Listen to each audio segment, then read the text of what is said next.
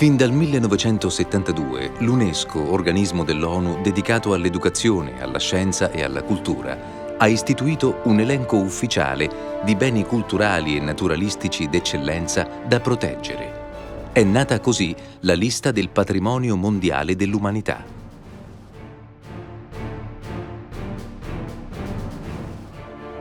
To be included in the list, a site must have unique, universal and unchangeable features and should satisfy certain criteria.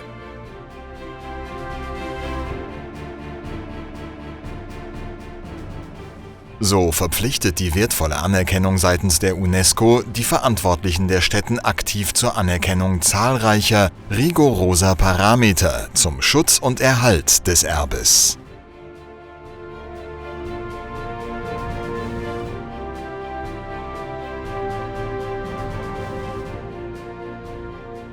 En Vénétie, il y a 4 sites culturels inscrits sur la liste de l'UNESCO. Venise et sa lagune.